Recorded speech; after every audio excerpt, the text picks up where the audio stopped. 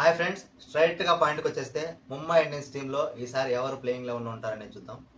So అందరికీ తెలిసిన విషయం ఏంటంటే రోహిత్ శర్మ, సూర్యకుమార్ యాదవ్, తిలక్ వర్మ, హార్దిక్ పాండ్యా, జస్ప్రీత్ బుమ్రా వీళ్ళు 5 మంది టీంలో ఖచ్చితంగా ఉంటారు. సో ఎక్కువ టైం వేస్ట్ చేయకుండా మిగతా 6 మంది ఎవరు ఆడొచ్చు, ఇంపాక్ట్ ప్లేయర్స్ని ఎలా వాడచ్చు, ఎలా వాడితే బాగుంటుంది అనేది ఇప్పుడు చూద్దాం. సో ఫస్ట్ సెకండ్ ప్లేస్లో రోహిత్ శర్మకి ఓపెనింగ్ పార్ట్నర్గా ఎవరు ఉండాలని చూస్తే ఇద్దరు ఆప్షన్స్ ఉన్నారు, Rickelton and Will jacks.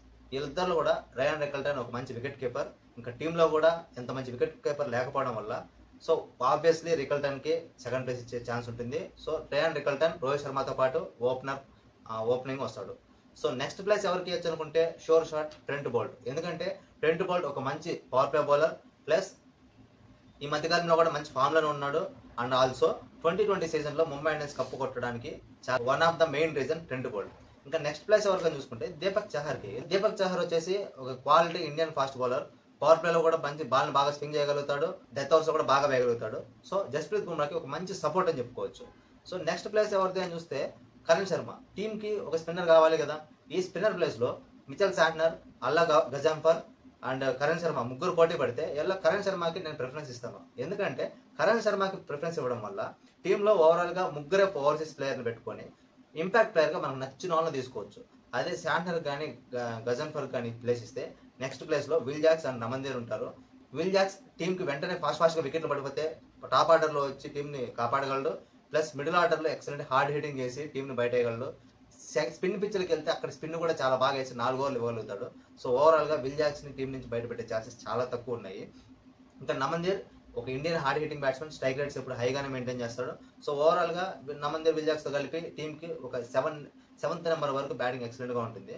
So ఇప్పుడు కరణ్ శర్మతో పాటు కరణ్ శర్మ ప్లేస్లో శాంట్నర్ని కానీ గజన్ఫర్ని కానీ ఒక ఓవర్సీస్ ప్లేయర్ని పెట్టుకుంటే నెక్స్ట్ ఇంపాక్ట్ ప్లేయర్గా మనం ఖచ్చితంగా ఇండియన్ బ్యాటర్ని తెచ్చుకోవాలి, ఇండియన్ బౌలర్ని తెచ్చుకోవాలి. ఓవర్సీస్ బౌలర్ని కానీ బ్యాట్స్మెన్ కానీ తెచ్చుకోవడానికి ఆప్షన్ లేదు.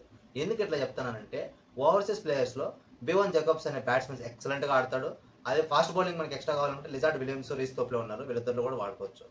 ఇప్పుడు ఇంపాక్ట్ ప్లేయర్ని ఎలా వాడితే బాగుంటుంది ఏమని చూస్తే ఒకవేళ team Mumbai Indians batting first ఆడిందంటే సో ఆబ్వియస్లీ బ్యాటింగ్ ఫస్ట్ ఆడినప్పుడు Rohit Sharma next innings substitute చేస్తారు. సో దానికోసం వీళ్ళు ఏం చేయొచ్చు అంటే రోహిత్ శర్మని సబ్స్టిట్యూట్ చేసి నెక్స్ట్ ఇన్నింగ్స్లో శాంట్నర్ కానీ గజన్ఫర్ కానీ తెచ్చుకోవచ్చు స్పిన్ వికెట్లు అయితే. ఇన్ కేస్ అదే స్పిన్ వికెట్లు కొంచెం తొందరగా పడిపోయాయి, మిడిల్లో మళ్ళీ బ్యాట్స్మెన్ కావాలనుకుంటే అప్పుడు శాంట్నర్ని ఇంపాక్ట్ ప్లేయర్గా తెచ్చుకోవచ్చు. సెకండ్ ఇన్నింగ్స్లో కూడా శాంట్నర్ ఎక్సలెంట్ బౌలింగ్ వేస్తాడు, చాలా డిసిప్లిన్గా వేస్తాడు. సో టీంకి ఎట్లాంటి ప్రాబ్లం ఉండదు. ఒకవేళ వికెట్స్ ఫాస్ట్గా పడిపోయాయంటే ఆ టైంలో బీవన్ జేకబ్స్లోని ప్యూర్ బ్యాటర్గా తెచ్చుకున్నప్పటికీ కూడా సెకండ్ ఇన్నింగ్స్లో ఇద్దరు spin bowlers Karan Sharma and Will Jacks ఉంటారు. సో టీంకి అప్పటికి కూడా పెద్దగా రిస్క్ ఏమి ఉండదు. ఇన్ కేస్ ఫాస్ట్ బౌలింగ్ ఆడినారంటే మోస్ట్లీ వికెట్లు పడే ఛాన్స్ తక్కువ. సో సింపుల్గా నెక్స్ట్ ఇన్నింగ్స్లో లిజార్డ్ విలియమ్స్ని తెచ్చుకోవచ్చు. అప్పుడు 5 మంది ఫాస్ట్ బౌలర్ అవుతారు, స్పిన్నర్లు కూడా 2 ఉంటారు. ఇంకా ఒకవేళ వికెట్లు ఫాస్ట్గా పడిపోతే బీవన్ జేకబ్స్ తెచ్చుకొని బ్యాటింగ్ ఆడిపించుకోవచ్చు. ఇంకా ఫాస్ట్ బౌలింగ్లో కూడా 4 ఎలాగో ఉన్నారు, ఎక్స్ట్రా స్పిన్నర్ అవసరం లేదు, కరణ్ శర్మ సరిపోతాడు. సో టీంకి ఎట్లాంటి ప్రాబ్లం ఉండదు.